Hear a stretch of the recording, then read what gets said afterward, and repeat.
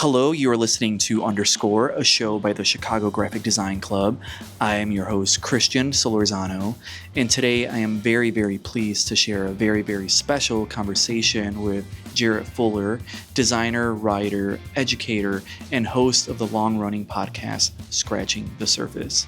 Jarrett started his show in 2016 as part of his MFA thesis, and what began as a focused inquiry into design criticism has grown over 10 years in nearly 300 episodes into one of the most thoughtful platforms for design conversation anywhere. And I'll be honest, I listened to Scratching the Surface in college, and Jarrett is one of the voices that inspired me to begin this show myself. So this one is personal, and while Jarrett is based out of North Carolina, he's no stranger to Chicago.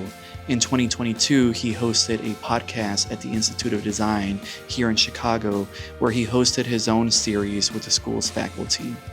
In our conversation today, we talk about where his relationship to conversation began, a journalist's grandfather who taught him how to ask an open-ended question, and a lifetime of curiosity about why things look the way they do.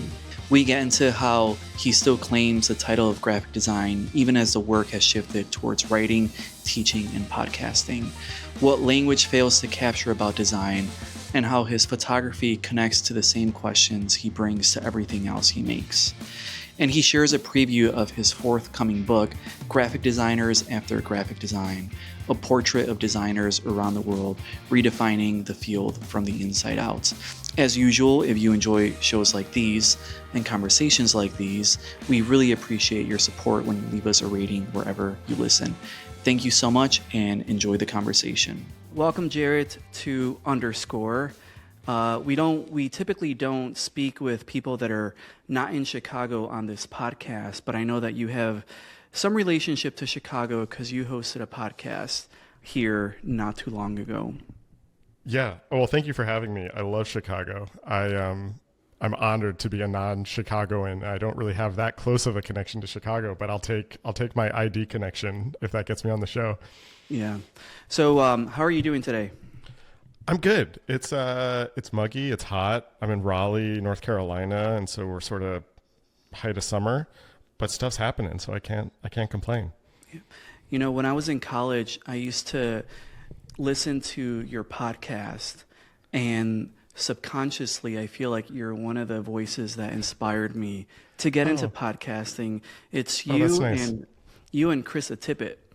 And both really great voices and just really introspective dialogue. So thank you. I will take being in company with Krista Tippett. She's one of the great interviewers. I feel like there were a handful of people that I listened to a lot when I started my show to just sort of understand how to ask questions, and she was one of them. And what she was doing with On Being, I thought was really interesting. So I'll take the compliment. That's very nice. Yeah. So I want to spend the beginning of our conversation talking a little bit about conversations. And I'd love to maybe hear from you, what were some of your earliest memories of conversations that stuck with you? That's a really interesting question. And you're asking conversations generally, right? You're not asking generally. Conversations that I listened to, conversations I was in. So a couple things immediately come to mind to me. I grew up in a big extended family, a lot of cousins on both sides, both my mom and dad's side. And so holidays and get-togethers were always very energetic and rambunctious. And there was always a lot of talking and a lot of cross-talking. And so the first thing that came to my mind when you asked that question was being at Thanksgiving dinner or being at a Christmas dinner or an Easter dinner or a 4th of July party or something like that. And just everybody always talking and multiple conversations happening at once and being involved in multiple conversations at once when you're like talking to somebody on this side of you, but you're also listening to the conversation on the other side of you and you jump between them. And that's kind of how I grew up. It was just sort of surrounded by people that were talking all the time. Yeah. There was always talking, there was always conversation. The second piece of this is that my grandfather was a journalist and a writer and a historian. And I remember being very young. I want to say maybe elementary school is probably the earliest memories of this. And him talking to me about how to ask questions. And this is not something that I was conscious of at the time. This is a memory that has sort of come back to me as I've started having conversations with people on microphones about how to ask an open-ended question, how to get somebody to talk to you. Because that's what he would do. He would go out into the field and ask about this new building that was going up or this road. And he's like, if you ask a question like this, then all they have to say is yes. And now you have to think of another question. But if you ask a question like this, well, now they're going to have to say a bunch of things, and that's going to start to like generate an open conversation. And I remember I have a very vivid memory of sitting in the back of a car with him while he is telling me this. And, I'm 9, 10. I didn't care. I didn't know. But I think that was very formative, actually, in retrospect, in a lot of how I do a lot of my work, and very especially the podcasting work and the interviewing work. And what were some of the questions that you found yourself asking as you were a kid growing up? Oh, that's also a really great question. I was a child who was this is going to sound really funny after the last answer that I just gave you, but I was actually a very quiet and very introverted child. And so in that family situation that I talked about, that was fine. I could talk to people, but outside of that, I was very quiet and very much an observer. And so I spent a lot of my time, when I was at home, sort of by myself in my room, kind of thinking about things and making things and building things. And so I was very curious out in the world about why things were the way they were. A very formative memory that I've told many times. And so you may know this story, depending on you said you listened to the show since you were in college. But I remember being 4 or 5 years old, being in a grocery store with my mom and seeing 2 signs that both had the number 2 on them, and one was written with like a straight tail at the bottom. It was sort of like a kind of standard Helvetica 2, and then the other one was a handwritten 2 that had like a loop at the bottom where the sort of spine of the 2. And I had never seen a 2 like this before, and I have a very vivid memory of asking my mom, like, why does that 2 look like that? Why? I've never seen a 2 like that before. And so there were a lot of the typical kind of child questions about why things are the way they are, why things look the way they do, how things came to be. And this is going to sound like a really pat answer, but in many ways it's the same questions that I'm asking people today. I think, I think a lot of what I do now is really rooted in all the stuff that I was interested in from a very, very early age. Yeah. And as you've been having your conversations, do you find yourself stumbling into answers or more questions? Do you feel like anything has really been answered for you? No. I often describe, I'll answer this 2 ways. I would not still be doing scratching the surface if I did not still have questions. If I felt like I had arrived at some sort of answer solution point that made sense. And there are times where I've thought, this is a lot of work. I'm doing other stuff. I want to do other stuff. Does it make sense to still do this? And the questions keep coming up and I kind of can't stop. The show started when I was in graduate school, and my thesis project was around design writing and design criticism. And I was interviewing people for that when I realized that the interviews actually could be the project. And I was asking designers who were writers about how that work influenced each other. What did it mean to be a designer who also put their head up and wrote about the field around them? Or what did it mean to be writing about the field when you went back to the studio and you were working with clients? Did all that writing work actually have some sort of material impact on the work you were doing with clients? And so I turned that thesis in, and I realized that I actually didn't have any answers.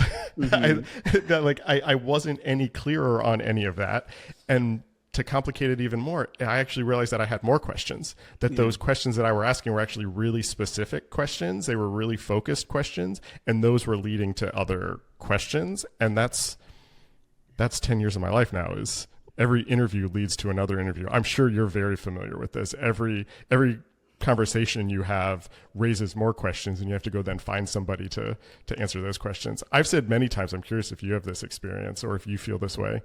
If somebody listens to Scratching the Surface from episode 1 to the present, and they only were listening to the questions that I was asking, you would actually have a really good biography about what I was thinking about and interested in at any given moment. It's like my Eras tour. You can get that from my questions. It all comes from things that I'm thinking about, which I'm sure you have a series of questions you return to, or a series of themes that you're interested in that then lead to these other things. You know what I mean? Yeah, it's really fascinating. And what I've noticed about your podcast throughout the years is that you began by interviewing. A lot of your conversations were centered around graphic design, and I feel like the last couple of years they've sort of the door has widened, and now you're interviewing urban planners and architects and educators and so on. And I've always been a little bit, when Debbie Millman started to interview like musicians and other people, I'm like, all right, it's no longer, design matters. Right. It's something else now. And I used to be a little bit critical of that, but I'm noticing that I'm getting to a point where sort of I've seen kind of the limits of what a graphic design conversation can be. And I'm starting to think about like, all right, what happens if I talk with an architect or other people that are also in creative disciplines? So for you, what were some of your, how has the term graphic design shifted and evolved for you? Yeah, let me say one thing first, if that's okay, and then I'll answer your question, because I totally get that feeling that you describe and this sort of expansion. And I know that was not a critique of the show or a critique of the expansion, but if I can, what's interesting to me is I'm still me. Maybe this is another way of answering the previous question, and I'm still a graphic designer. And so what's interesting to me is, what does it mean for a graphic designer to be talking to an architect, or a graphic designer to be talking to a music industry executive like I did on the show last time, and to talk to them about design, to talk to them about the questions that I'm interested in. And so one of the interesting challenges for the show for me is, how far can I push those borders of what a Scratching the Surface interview is? It is rooted in graphic design. It comes from somebody who still identifies as a graphic designer. And how can I talk to people who are not graphic designers, but it still feel like it's part of the show? And I don't have that resolved, but that's something you saying that's something that's on my mind a lot, especially I'm on a hiatus for the summer, and I'm always thinking about who I want to talk to next. And I'm always trying to find like, what are those borders there? And I say all that to say that's also the way that my understanding of graphic design has changed, to actually answer your question specifically. Because I think, how do I say this? What's interesting to me about the term graphic design is that if you look at the history of graphic design, and you look at the history of graphic designers and the work graphic designers have done, there is also a history of graphic designers being uncomfortable with that term, graphic design. There is a history of designers looking for other terms. It comes out of this title of commercial artist or commercial art. Early graphic design programs were often called like advertising design. There's people who call themselves visual designers. I went to an undergraduate program that was called communication design. And there's always this sort of search for these other terms. And I really like the term graphic design. And I will, plant my flag in the ground to retain that term as a term and a title in a field that is really, really expansive. And I think often when we think about graphic design, we think about text and image probably as the core tools that we use, and I think that's fine. But when we think about this term graphic, we often use that term to mean visual. And I'm really interested in the wider definition of the word graphic. Comes from the Latin word graphis, this idea of writing, of inscribing, of giving shape to something. You can think about graphic as the prefix or the suffix of words: photographic, bibliographic, biographic. It is a way of giving shape to something. It is a way of making something legible. And I love thinking about graphic design that way. What graphic design is doing is it's actually making things legible to other people. It is describing the world in some way. And I think that's been my biggest shift in how I think about graphic design, is opening it up to contain all of these other things that are maybe not very specifically visual work, working with text and image. I could use the rest of our conversation talking about this. So I'll stop in case you have other questions. No, there's a, in Chicago, we have the Chicago Graphic Design Club, and I specifically defend that term so dearly because sometimes people will ask if UX is welcome or packaging design. And to me, I find graphic design to be such an elastic term that basically means anything that is graphic and is designed is graphic design. But I think what I've observed with some of what you do is that I remember I would always look forward to your annual infographics. And I think the last one that you did, it was it like 2019 or like was 2020, right? Yeah, it was 2019 because it was 10 years, because I started in 2009 and I did it for 10 years. Yeah, so it would have been 19. Will you ever bring that back? I don't know. It's so funny. This has come up. This is a project that was really a shameless ripoff of Nicholas Felton's big annual report books that I turned into like mini posters for myself. And this has come up in I've not thought about this or talked about that project in years, and it's now come up multiple times in the last couple months. Most recently, I did a series of interviews with data visualization designers. I don't know. I'll tell you this. I still track a lot of things for myself. And so I still have a lot of that data. And it was a really interesting visual problem, visual experiment, it was a way to play with typefaces. It was a way to play with organization and hierarchy every year. And I really enjoyed that. And it was a place to just test ideas. But I felt like I had done all that I can with it. And so maybe that's a long way of saying I don't imagine that I will, unless I could find a way to make it new, a way to do it in a different way, or a way to do it in a way that felt like it was pushing the project in some new way. And I felt like it had to kind of become repetitive. I kind of knew how to do it those last couple of years. Yeah. So I don't know. Probably not, but you never know. Yeah, maybe there's an opportunity to do one for your podcast, like kind of like what Spotify does with their end of year wrap. That's interesting. Yeah, I mean, I'm coming up on 10 years of the show. It'll be 10 years in October, and so maybe that's a way to celebrate it. Yeah.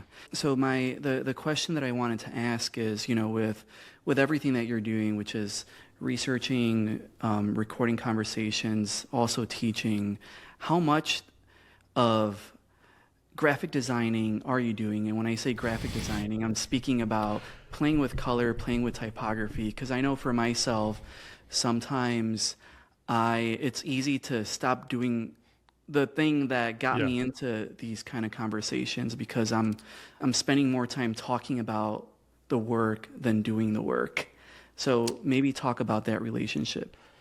Yeah, this is a complicated question, because if I answer that question in the way you just said, am I playing with colors and typefaces? The answer is not that much. Mm-hmm. But I also will make the argument that my teaching is a form of graphic design. I will make the argument that the podcast is a form of graphic design. I will make the argument that the writing that I do are graphic design projects. There's this great Richard Hollis quote that I sort of butcher a little bit and summarize, but he has this great line in an interview where he says, graphic design is anything made by a graphic designer. And I've really adopted that anything I produce, I can kind of hang the graphic design tag on it. So is that graphic design as in type and image and color and hierarchy and shape? Not always, but I do all the branding for the show. I refresh that every couple of years. I'm working on a book project right now that's a design project, or it has a design. I'm designing the book itself also. So there's a design component, like a traditional graphic design component to that. And I try to take on one or two like very classic traditional design projects a year, just so I can kind of flex those muscles. I've been itching to do more of it. And then every time I do it, I'm like, oh, I'll just stick to talking about it instead of doing it. So I don't know if that answers your question. Yeah. I have this joke I always say where it's like, I've realized that I like writing about design better than designing. And I actually like talking about writing about design better than writing about design. And so I keep getting farther and farther removed from the thing itself. Yeah. Yeah, I asked because recently I've been working on a publication that I put out once a year. And with this last issue in particular, there was like this buzz and this thrill that came out of laying out a spread and getting things to be just right. And my question for you is, what gives you a buzz, or what sort of gives you that goosebump feeling? In design itself, like in the process of making, when you're making something, yeah. There's a couple things. You talking about your publication, I work with students here at NC State every year to do our alumni magazine for the College of Design, and we did a big redesign of that last year. And that had that exact feeling that you're talking about. And I was a sort of creative director role. We were doing mock-ups and directions and presenting them to the dean and to faculty, and watching students work together and finding things, and you see that thing that like clicks and you're like, oh, this is good. Like, we've hit something here that's really interesting. That never fails to excite me. And that's the same, whether that's a project that I'm involved in or whether that's working with students and it's just like a project to students, and you see them kind of iterating, and then all of a sudden there's like a breakthrough. Whether that's a breakthrough because of me, whether that's like something in my own work where I have that breakthrough, or it's, I'm working with a student, that's always so cool and like so exciting. I often will have a buzz after a good conversation like this, where I interview somebody who I've looked up to or admire, or they wrote a book, or they did a project that is interesting to me, and maybe I don't quite understand it, or I want to know more, and I'll have this conversation with them, and it feels like we got somewhere new together. I'll ride that high for a while after a conversation like that. And then sometimes like little thing, I'm writing an essay, and all of a sudden like a great sentence emerges, and it's like, okay, I know how this essay is supposed to go now. All of that stuff excites me. If you were to ask me that question 20 years ago when I was starting design, like 15 years ago, I would have said something about like picking typefaces, and that's so much less interesting to me now, interestingly, than it was when I was starting out. And you've been doing this show now for 10 years, and what have been some of your, I guess this is a question that I'm asking because I want to know, but what have been some of your growing pains, or looking at the first like 50 episodes? How do you find that your style or your way of conversing has evolved over time? Christian, there's so much to talk about here. I don't listen to the first 100 episodes. I've not listened to the first 100 episodes probably since they came out. I'm embarrassed to. Well, let's play one right now. Just kidding. Please don't do that. Over the summer I release old episodes, and I'm like, I remember liking this. I'm not going to listen to it again to see if it holds up. Yeah. And then, I'll like hear my voice. I like can't do it. So I had never interviewed anybody before when I started the show. Like we sort of said at the beginning, I listened to a bunch of podcasts. I was really interested in podcasting as a form. I was interested in people who were asking good questions, but I had no idea how to do that. And so when I think about those early years, some things that I think about are things like asking really basic questions that anybody could find an answer to if they read the Wikipedia page or they looked at their about page.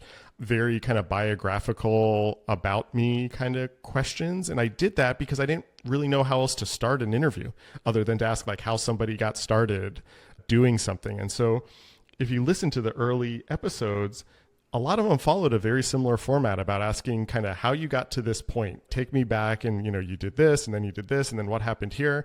And I've really tried to move away from the biographical interview into an interview that's much more about ideas and engagement, and trying to hear about how people actually think about their work as opposed to the like practicality of how they do the work. What are the what is their larger project that connects all of their work. So that's one, sort of just like not understanding how to ask questions. And so asking really basic questions to find my way into the questions that I was actually interested in. I feel like I've gotten a lot better at that. Hopefully if I can say that.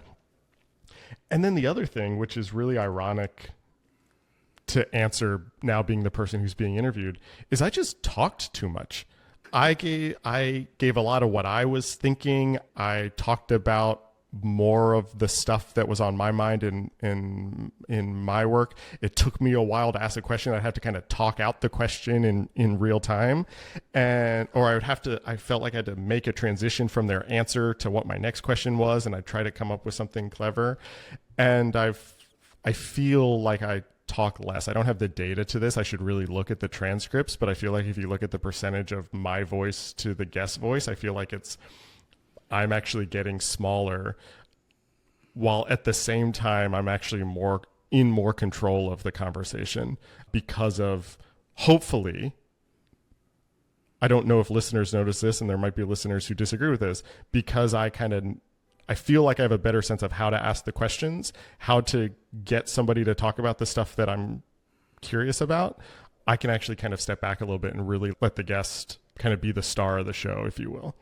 Yeah, and I think the fact that you've been doing it for, how many episodes are you at now? It's well over 200. 290. 290. Okay. Yeah, almost 300. That's insane. That is so many. Have you ever done have you ever summed up the amount of time that it would take you to listen to episode 1 to present episode? Like No. If you were to just listen? No. Okay. And I have no interest in doing that. That is for somebody else to do. So when it comes to, so I've been working in consulting for about 9 years, and one of my observations is that, when it comes to selling design, so much about it is how the words package the idea. And I find that sometimes words, or just language in general, fails to answer or to question the things that are worth of being, the focus. So in your experience, having so many conversations and teaching and writing, do you feel like there's still something that you're trying to find words to? What feels like language just fails to capture, something nonverbal?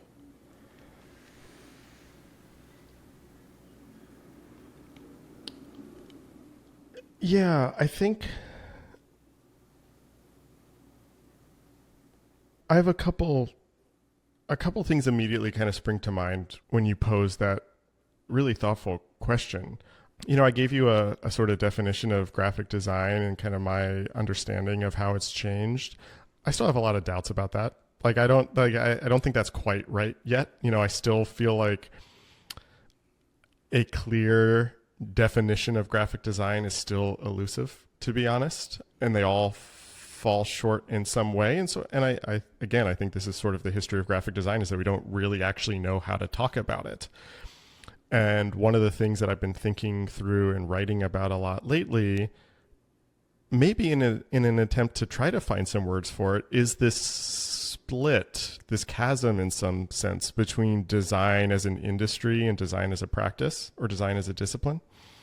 And I think there is a gap there between the industry of graphic design, where you put that on your tax returns that you are a graphic designer, and you do consulting, you work in a studio, you work in house.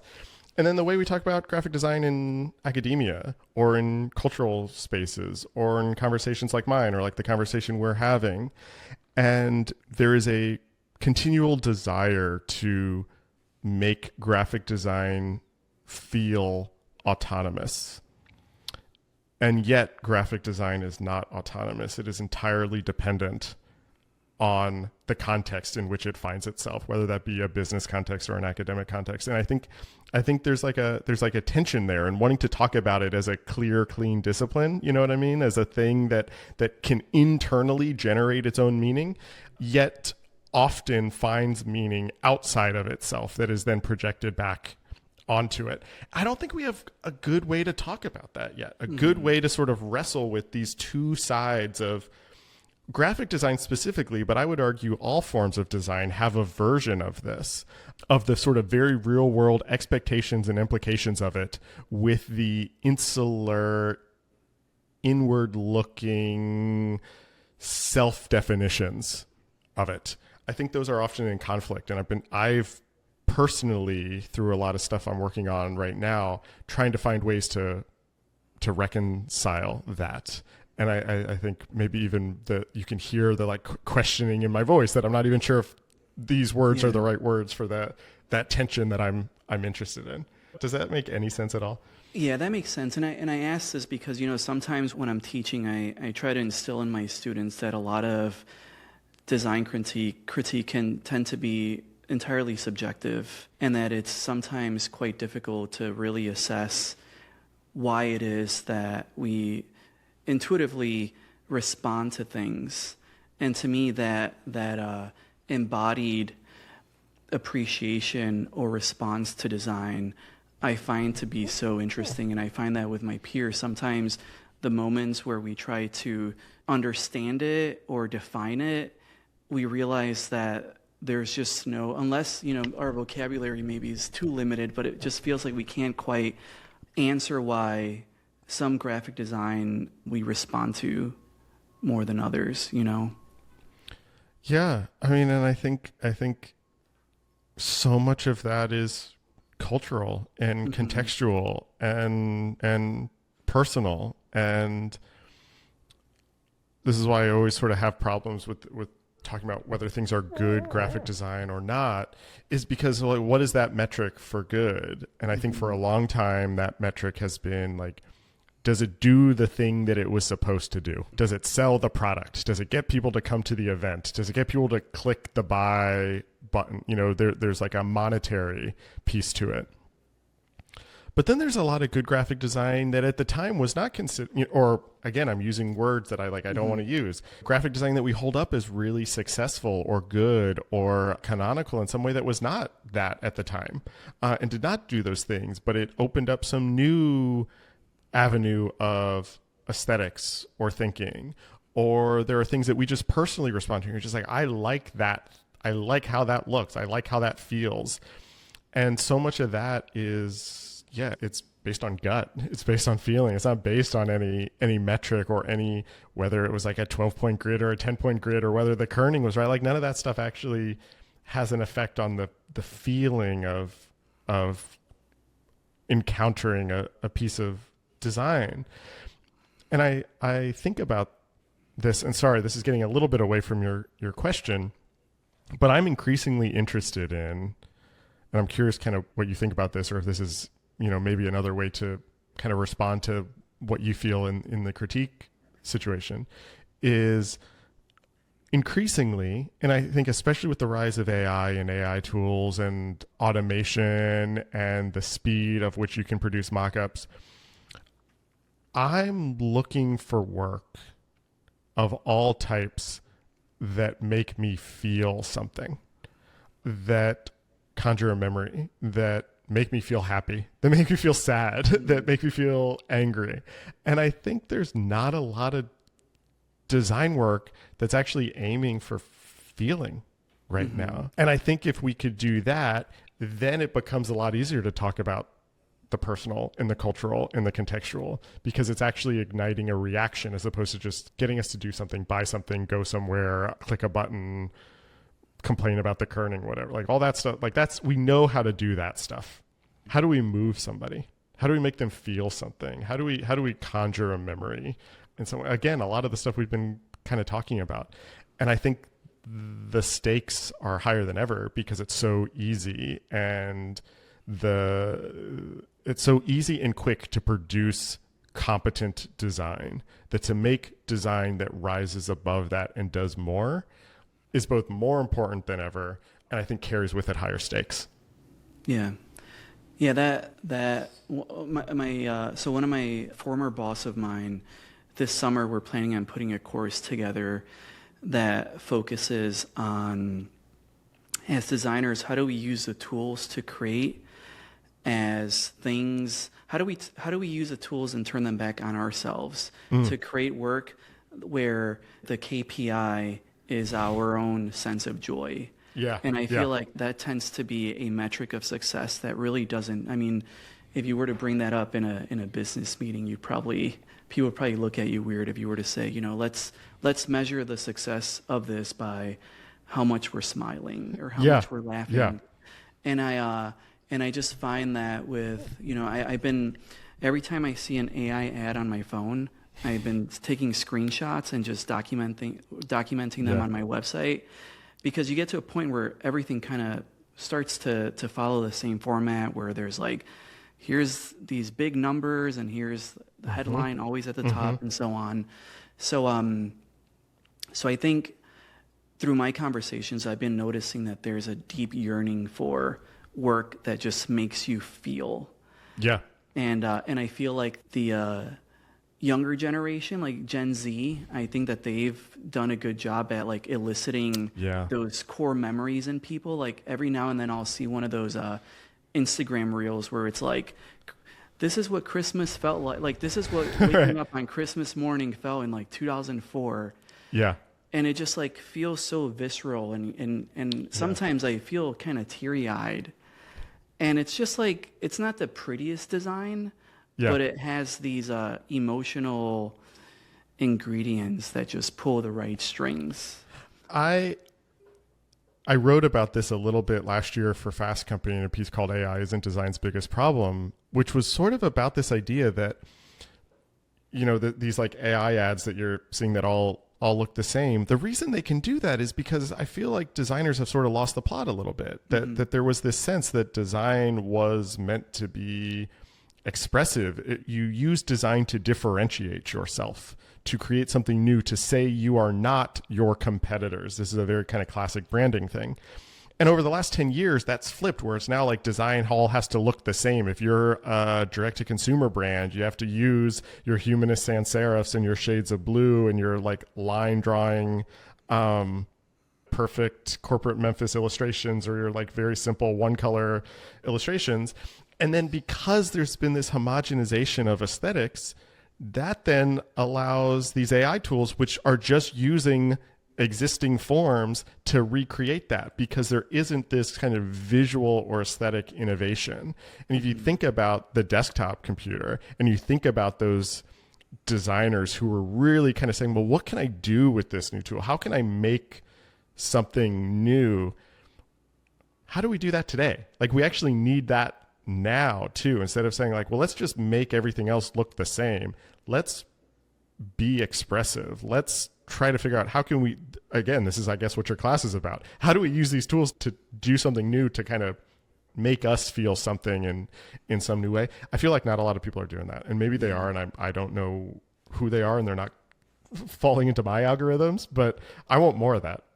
Yeah, I do feel like AI is a kind of reflection of, here's what you've created, and we're just spitting it right back at you. And I think that, to me, it seems like it's our call to action to try to do something a little bit differently. And my next question for you was, so my understanding is that you grew up spending a lot of time on the computer reading design blogs, and I had the same upbringing as well.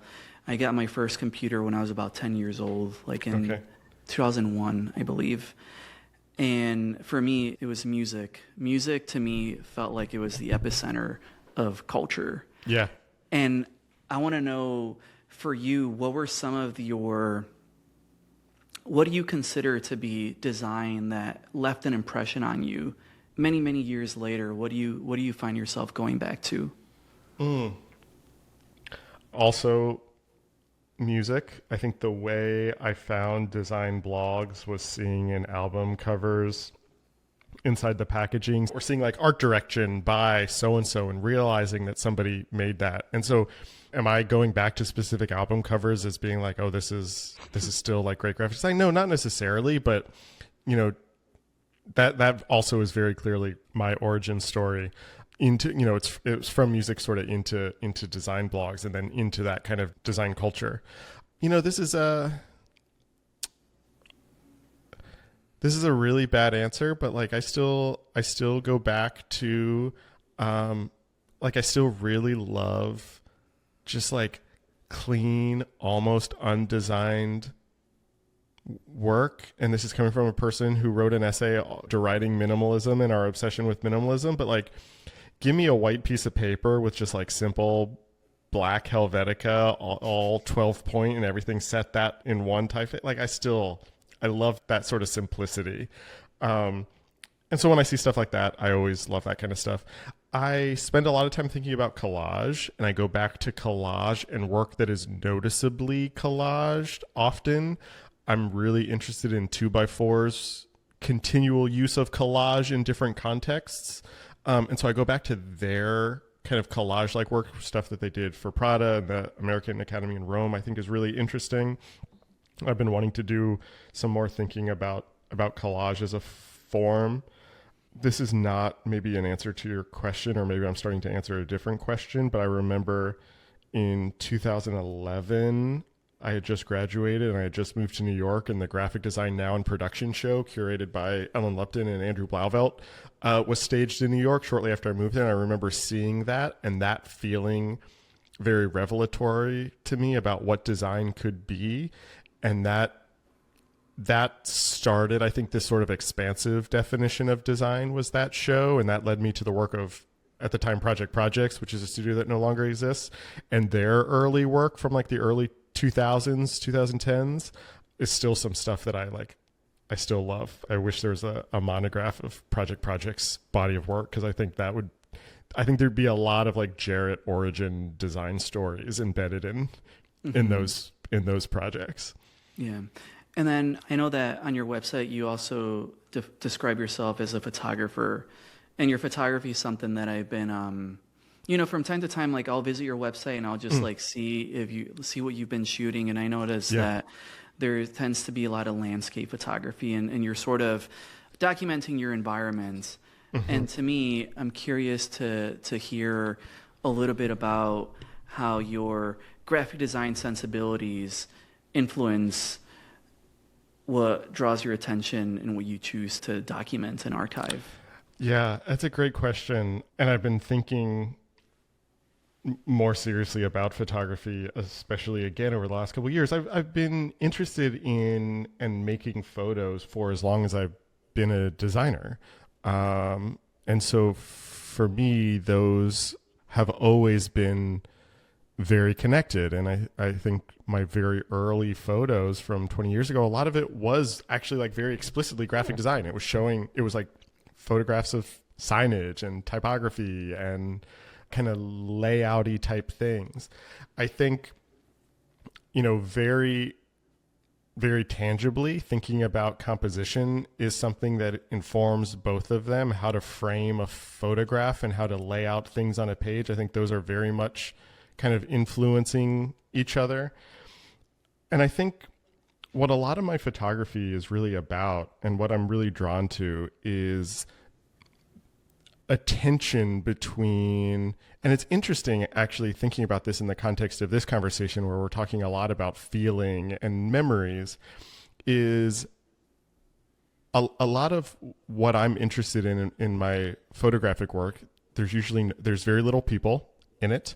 I'm not shooting portraits. It's not like fashion photography. It's not portrait photography, but it is the effects of people. It is the things people have made. And I'm really interested in that tension between the sort of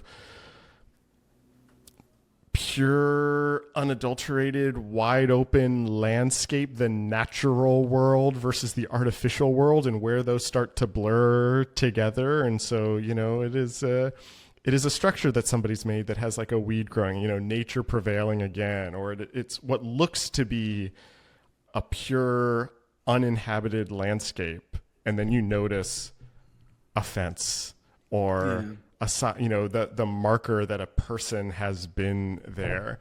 And I find that tension is something that I'm really interested in outside of my design work. I think a lot of the painting work that I do is also kind of exploring this this tension, but it comes out most clearly in the photography. And I think that's also sort of a design that goes back to my definition of design as a way of making sense of the world, of making the world legible in some way.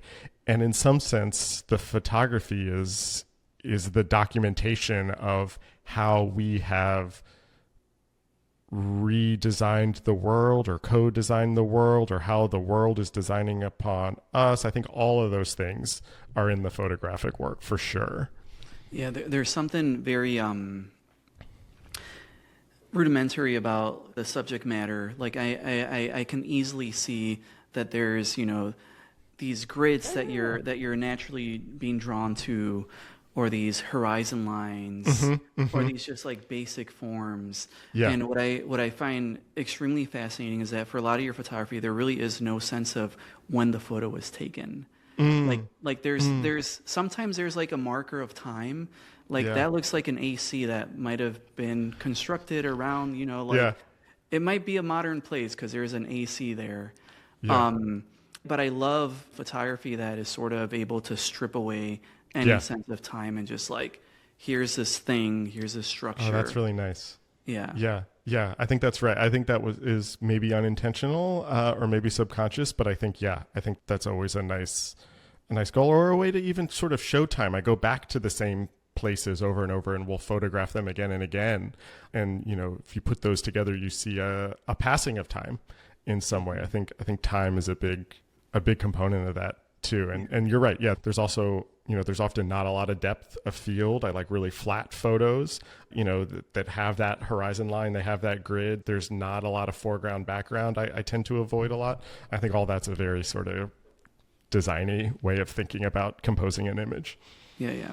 Today, what's some of the work that you find yourself being the most moved by today in 2026? Work that you're seeing that is really pulling you in? I don't have a good answer for that for design. If you're asking specifically about design, if I'm being honest, I think the work that is exciting me, the creative practices that I'm drawn to, are maybe outside of what we think of as design. And so going off of the photography conversation, I spend a lot of time with photo books. I spend a lot of time thinking about and reading about photographers and photography and thinking about photography. And I think that's something I return to. I just read this really beautiful book called Love in the Time of Allegory by a photographer and writer named Nicholas Molnar. That's sort of this photo essay that mixes text and image. That's a kind of interesting graphic design artifact, but is actually kind of mixing literature and photography. And so things that kind of break genres or feel genreless are always interesting to me. The essay as a form of writing is something that I always return to. It's the form that I write in the most, but also I love reading essays that meander and move. And so I've been rereading a bunch of John Berger essays this summer, and I always find those incredibly moving. I read a lot of fiction. The new Dave Eggers novel, I'm about halfway through, and I'm incredibly moved by that book and find it incredibly powerful. Yeah, I mean, I could go on. I could start just listing things, and then I'd feel weird doing that. But a lot of books, a lot of photography, a lot of art. I've been interested in craft and the opposite of design in some way, not something mass produced, but something made singular, like a singular object. Thinking about all that stuff is incredibly fascinating to me. Yeah, and one of the questions that I always like to ask our guests is, what are the things that you love to be surrounded by in your workspace? On your desk, what do you keep with you at all time? What do you travel with? What can't you live without? Yeah, books is the first one. I'm a very very avid book collector. You can see, I guess this won't be video, but there's books behind me. There's books over there. There's books downstairs. I always have a book with me, basically wherever I go. Usually a printed book, but not necessarily. And so books is like very clearly number one, and I think sort of shapes everything else. Over the last year or so, I've gotten really into fountain pens. And so now I always have a handful of fountain pens and ink around. Right. Oh yeah, great. We won't bore listeners. But yeah, there's always like fountain pens, and I'm doing a bunch of writing by hand again for the first time in a long time. Yeah. And so fountain pens and notebooks is a thing there. And then obviously, I always have a camera with me, or multiple cameras with me. also. And so that's sort of my workspace. There's a camera right there. There's a notebook. There's a fountain pen there. There's books behind me. There's things to write down. There's books stacked over here that you can't see that I'm like reading through for projects. And that's sort of it. I'm simple. Give me some books, give me some paper, give me some pens, give me a camera, and I'm happy. Cool. So as we reach the conclusion of our conversation here, I know that you have a book that's going to be released soon, Graphic Designers After Graphic Design, and that's coming out September 29th. That's right. Okay. Yeah. Can you just like briefly maybe share with us a little bit about that book and what we can expect? Yeah, I love that we're ending with this because this book in some ways feels like maybe my answer or my response to a lot of the questions that I've been asking over the last 10 years, or at least the first part of a response. And so this is a book that is not from the podcast, but I think feels podcast adjacent or feels related to the podcast. It's a series of interviews, a series of profiles, and a series of case studies of graphic designers from around the world who are all mid-career or early career, who proudly call themselves graphic designers. They studied graphic design. They come from the graphic design world, but they are making work that is maybe not what we think of as graphic design. They're showing work in galleries. They're producing their own publications. They're doing research projects. They are creating illustrations or zines. They're doing performances. They're making music, stuff that maybe, we don't think of as graphic design, yet they still call it graphic design and they still identify as graphic design. And it's my attempt to counter this notion that graphic design is an old thing, that graphic design is dead, that graphic design is no longer relevant or important, that it's being replaced by UX or branding or strategy. And it's like, no, actually, graphic design is alive and well all around the world. And look at all of these young designers who are redefining graphic design through their work. And so it's a celebration of what I hope is like the next generation of designers. It's a celebration of the flexibility and blurriness of what graphic design has always been. And it's a critique of the often very narrow ways that we talk about and think about graphic design. And so I think anybody who's sort of followed my work for the last couple of years, I think a lot of it will seem very much about the things that I've written about and talked about. And it's a way to sort of condense and organize all of that. And then to actually show people who are doing it, that this isn't just theoretical, that this isn't just hypothetical, that there are actually real graphic designers all around the world who are doing really interesting, unusual work that they think qualifies as graphic design. Beautiful. Well, Jarrett, it was such a joy to finally get a chance to speak with you, and see your face like animated, in real time. Yeah, So, I have a body also. I'm not just a disembodied voice. Christian, this was great. These were such great, really thoughtful questions. I really appreciate the work you did to have this conversation. beautiful. So I will include all the links to everything about you in the description for this episode, and next time you're in Chicago, we'll get together. Yeah, let's do it. Cool. I have no plans, but hopefully soon. And I really mean it. This was so fun Yeah. and so interesting and really good, tough questions. So I'm glad. I appreciate it. Yeah, you're Sounds good at good. this. All right, All take right. care. Thanks so much. I really appreciate it. Thank you so much for tuning in. As always, if you enjoy conversations like these, I really appreciate your support when you leave us a rating wherever you listen. Thank you.